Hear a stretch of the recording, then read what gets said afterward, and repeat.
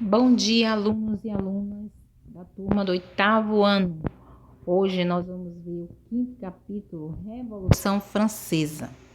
A Revolução Francesa foi um conjunto de eventos que aconteceu de 1789 a 1799 e alterou o quadro político, econômico e social da França. Vamos entender o que aconteceu antes da Revolução Francesa? Vamos lá. Antes da Revolução, a política era caracterizada pelo antigo regime, ou seja, pelo absolutismo monárquico e também o mercantilismo. E como era a sociedade? Era estamental, dividida em grupos sociais onde não existia mobilidade social. A posição do indivíduo na sociedade dependia da sua origem familiar. Quem nascia servo seria sempre servo. Mas a Revolução Francesa rompeu com o antigo regime que dominava a Europa desde o século XV e tornou-se um importante marco, iniciando a Idade Contemporânea, até os nossos dias, né? Também inspirou reformas em outros países, como a independência das colônias espanholas e a proclamação da independência do Brasil.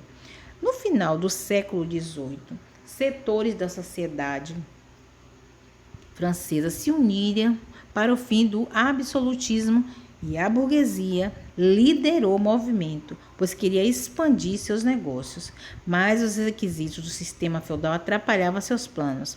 Então ela se juntou com a massa popular, estimulada também pelos ideais iluministas de liberdade e igualdade, para aderir ao movimento. Mas quais foram as principais causas? Podemos destacar algumas: o custo da monarquia, pois o rei Luís XVI assinou um acordo e gastaram enormes quantias para sustentar os privilégios da nobreza. As ideias iluministas também influenciaram o desejo de reformas políticas e econômicas e o desejo de liberdade, liberdade social, liberdade econômica. O peso na economia do país da França era muito grande. A França, então, assinou um tratado comercial nos Estados Unidos e com a Inglaterra, que baixavam a tributação para produtos importados e aumentava as taxas dos produtos internos, o que prejudicou quem? Os comerciantes franceses e as poucas indústrias que ali tinha. Então, o péssimo quadro econômico que havia na França estimulou a fome por causa das lavouras. Houve muito frio, então a agricultura ela foi prejudicada e isso ameaçou a população, que cada vez mais tinha escassez de alimento e aumentava ainda mais a revolta da população. Como era a divisão da sociedade francesa? Era estamental. Preste atenção aqui, por favor, nessa pirâmide estamental. Seguia 3 estados, 3 ordens, sem mobilidade social, que mantinha os privilégios do nascimento da nobreza. No primeiro estado ficava o clero, representando apenas 3% da população. Alto e baixo clero, padres de origem popular no segundo. No segundo estado, gente, ficava a nobreza feudal e os burgueses, que compravam ou ganhavam título de nobreza. E no terceiro estado, quem ficava era a burguesia, pessoas pobres, camponeses, trabalhadores urbanos e desempregados, e também os sans-culottes. Veja só, esse era, vamos ler que está aqui. Somente o terceiro estado pagava imposto. Olha só. Quem não tinha tanta riqueza é que pagava os impostos. O segundo estado e o primeiro, que era o clero, e o segundo, que era a nobreza, não pagavam impostos. O primeiro e o segundo estado representavam apenas 3% da população. E o terceiro estado representava 97% da população. Vamos para o próximo slide. O primeiro e o segundo estados tinham isenção de impostos, como a gente viu na outro slide. Logo, o Estado francês era sustentado pelo terceiro estado, a baixa burguesia. Prestem atenção nessa primeira imagem. Demonstra um padre e um nobre montado nas costas de um camponês, e tratava-se de uma sátira da estrutura da sociedade francesa do antigo regime, ou seja, a situação de privilégio da nobreza e do clero, que eram sustentados pelos camponeses.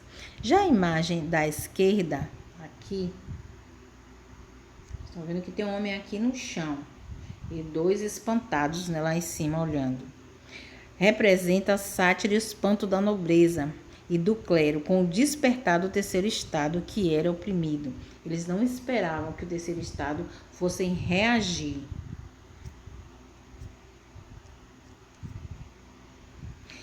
E aqui está quem faz parte do terceiro estado também, os sans-culottes. Quem eram eles? Eram agregados de patriotas armados, recrutados em defesa da Revolução. Então, eles também queriam a Revolução. Era a denominação dada também para os artesãos, trabalhadores e pequenos proprietários. Também foram recrutados, como eu falei. Os fatores... Vamos para outro slide, por favor. Os fatores econômicos e políticos influenciaram para que ocorresse toda essa revolução. Mas o motivo determinante foi a tentativa da reforma fiscal. Essa aqui é uma reunião, vou abrir mais aqui a imagem, tá vendo? Aqui está Luís XVI, o clero aqui na esquerda, aqui nobreza lá em cima, segundo estado, e o terceiro estado aqui embaixo. Todo esse povão aqui. Que foi a reforma fiscal? Ela foi proposta pela coroa francesa em 1787. Essa era uma forma que consistia de igualdade de imposto para todos, toda a sociedade francesa, nobres, burgueses, trabalhadores. Os parlamentares reagiram contra essa medida da coroa francesa e instalou-se os Estados Gerais, uma assembleia composta por primeiro e segundo e terceiro estado, para que decidisse pela aprovação da reforma fiscal. Então, o rei Luís XVI criou o chamado leito de justiça para intimidar os parlamentares. Vamos ver aqui, essa tentativa dele não deu certo. Vamos ver aqui o que foi criado.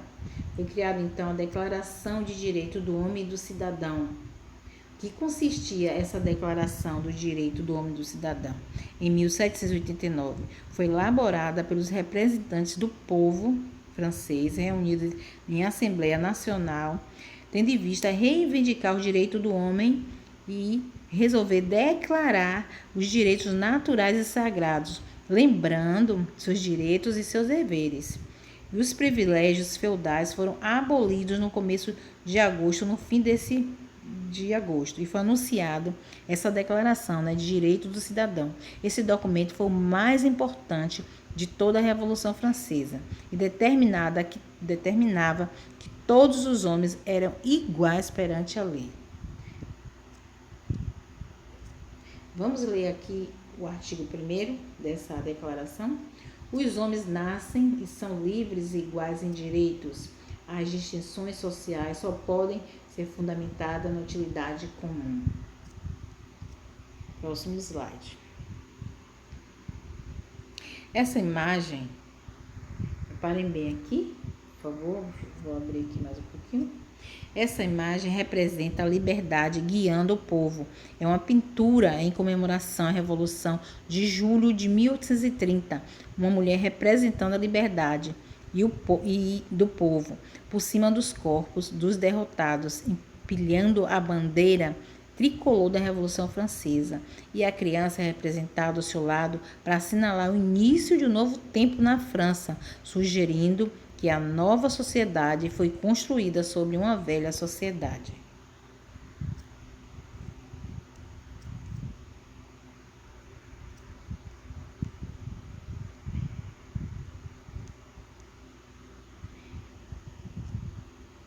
Vamos falar um pouco sobre ele, Rei Luís XVI. O Rei Luís XVI simbolizou a monarquia absolutista, baseado na teoria de direito divino dos reis, que toda a produção era centralizada na mão dos reis e a organização política sobre controle total da coroa.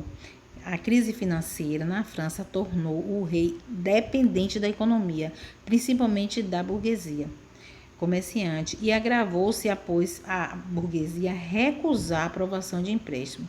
Então, o rei Luís XVI decretou a diminuição dos números de parlamentares, o que representava o terceiro estado.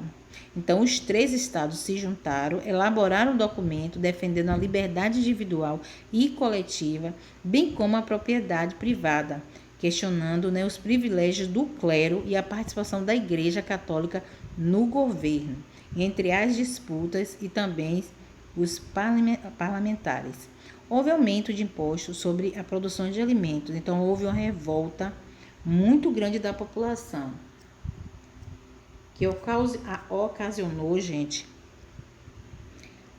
a queda de Bastilha. O que foi a queda de Bastilha? Foi a revolta em que a população, no dia 14 de julho de 1739, foi em direção à Bastilha, uma prisão construída para aquelas pessoas que se opunham ao antigo regime e se apoderaram de armas, ocuparam o lugar. E esse movimento ficou conhecido como a tomada de Bastilha. Portanto, foi o fim do absolutismo na França. Vamos falar sobre as atividades que vocês farão. Vou abrir aqui um pouquinho. Aqui. Atividade sobre a Revolução Francesa. A leitura, 80 a 87, atividade 88 a 90. Bons estudos para vocês. Qualquer dúvida, meu e-mail é celiacena@gmail.com. Um abraço a todos.